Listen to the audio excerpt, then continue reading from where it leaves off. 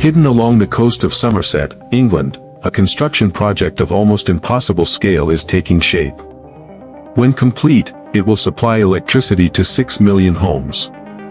But the price tag has already ballooned to over 30 billion, making it the most expensive nuclear power plant ever built. This is Hinkley Point C, a project that has been under construction for more than a decade. A project that has driven thousands of steel piles into unstable ground. A project that will require enough concrete to build an entire small city. So how did engineers turn this high-risk idea into a massive energy-producing machine? And is it worth the cost? For decades, the United Kingdom relied on coal and natural gas to keep the lights on. But as climate pressure mounted, coal plants shut down. Renewables like wind and solar expanded rapidly, but they are not stable. When the wind doesn't blow and the sun doesn't shine, the grid becomes vulnerable.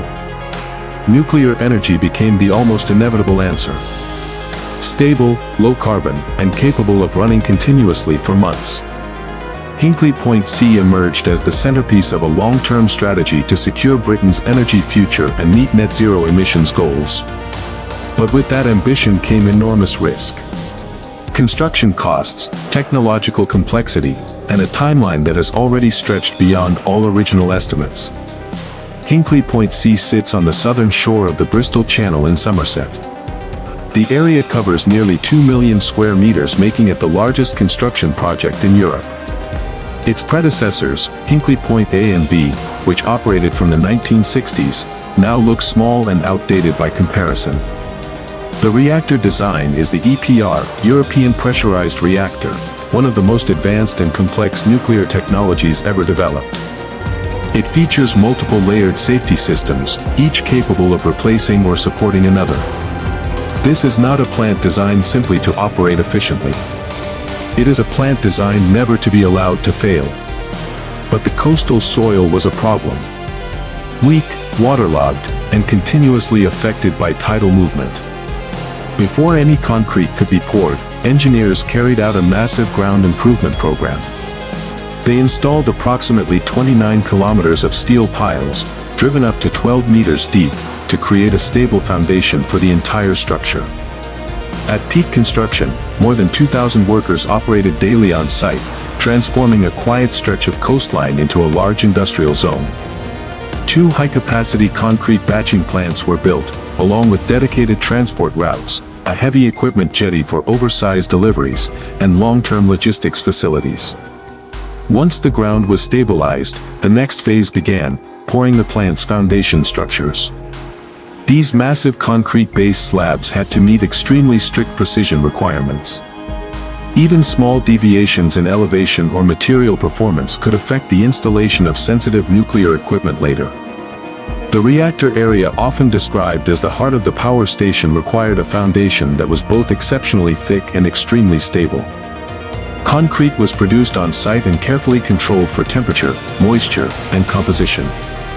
During peak periods, thousands of cubic meters were poured continuously over several days, forming structures capable of supporting enormous loads for decades. Alongside the massive above-ground structures lies another critical part of Hinkley Point C, hidden beneath the Bristol Channel. This is the seawater cooling tunnel system, a large-scale underground infrastructure that plays a vital role in the plant's operation. Engineers constructed tunnels stretching several kilometers beneath the seabed to draw seawater into the station and discharge it after heat exchange with the reactor cooling systems. These tunnels were excavated tens of meters below the seabed, where construction conditions are far more complex than on land. At key connection points, large vertical shafts were installed with extreme precision to link the power station to the underground tunnel network. The work had to be carried out under high pressure, within complicated marine geology, and with near-absolute positioning accuracy. Once completed, the system forms a large-scale cooling water circulation route, allowing the plant to maintain stable operating temperatures throughout its expected 60-year service life. The most complex and critical area is always the reactor zone. This is the center of the entire system, where safety standards, structural requirements, and quality control are applied at the strictest level. The first step is building the containment building, the massive protective structure that surrounds the entire reactor. It is not constructed through a single concrete pour. Instead, it is built layer by layer, segment by segment. Large-scale formwork systems are installed, and concrete is poured floor by floor. At the same time, an internal airtight steel shell known as the steel liner is installed piece by piece alongside the outer concrete structure. This liner ensures the containment building remains completely sealed, preventing any radioactive leakage under all operating conditions. Each steel plate must be welded with extreme precision and inspected using ultrasonic testing and X-ray scanning. Only after the containment structure reaches the required levels of stability and airtight performance does the interior become ready for the next phase, installing the reactor's critical equipment. Once the containment structure was complete, the project moved into the installation of nuclear equipment. The largest and most critical component, the reactor pressure vessel, was positioned at the center of the reactor building. Weighing several hundred tons, it required heavy-lift crane systems and alignment operations with near-absolute precision. Next came the steam generators, the primary circuit piping system, and the heat exchange equipment. These components form the network that transfers energy from the reactor core to the rest of the power plant.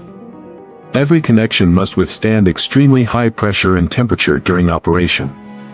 Hundreds of kilometers of piping were installed, welded, and inspected using non-destructive testing methods to ensure no defects remained. After that, the turbine hull was constructed and equipped. Steam produced by the reactor drives massive turbines, converting thermal energy into electrical power. The generators installed here are enormous in scale, capable of supplying electricity to millions of homes. Finally, the entire electrical system was connected to the national grid through high-voltage substations, transforming Hinkley Point C from a construction project into an active component of the country's energy infrastructure. A nuclear construction site of this scale requires dedicated infrastructure for the workforce. Next to the main site, a large staff support area was built to serve thousands of engineers and workers operating in continuous shift rotations.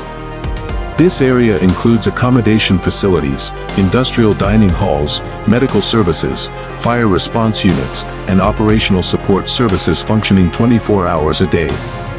At peak construction periods, tens of thousands of workers were active on site, turning Hinkley Point C into one of the largest construction sites in Europe. To sustain this pace, the entire project area was connected through a complex logistics network of dedicated transport routes, material storage yards, and continuous supply systems. Hinkley Point C is the first nuclear power plant the United Kingdom has built in decades.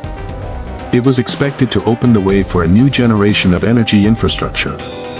But reality has been far more complex. From the beginning, the project faced controversy and opposition.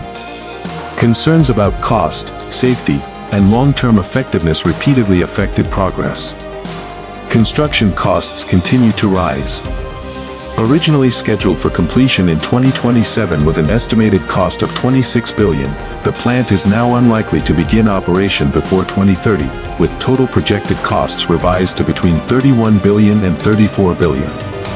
The COVID-19 pandemic alone caused a delay of about 15 months. The coastal ecosystem of Somerset has also been significantly affected. The construction of seawalls, excavation of tunnels beneath the seabed, and transport of massive volumes of materials have altered the natural landscape and impacted marine species. The plant's cooling system uses a very large amount of seawater daily. After passing through the system, this water is discharged back into the sea at a higher temperature, which could affect the marine ecosystem if not carefully controlled. Engineers have implemented filtration systems to reduce the risk of marine organisms being drawn into the intake pipes, while the temperature of discharged water is kept within safe environmental limits. Yet from a broader perspective, Hinkley Point C is also part of the environmental solution. Once operational, it will provide a large supply of low-carbon electricity throughout its 60-year service life, helping reduce dependence on fossil fuels. Hinkley Point C is not just a massive construction site. It is a clear example of how humans are reshaping the energy system in the 21st century. From a quiet stretch of Somerset coastline, the site has transformed into one of the most complex infrastructure projects in Europe. Despite ongoing debates about cost, technology, and long-term risks, Hinkley Point C continues to play a critical role in the United Kingdom's strategy to secure energy supply and reduce carbon emissions for decades to come. Once completed, it will not only provide electricity to millions of households but also raise a larger question: will nuclear power remain an essential part of the modern global energy system?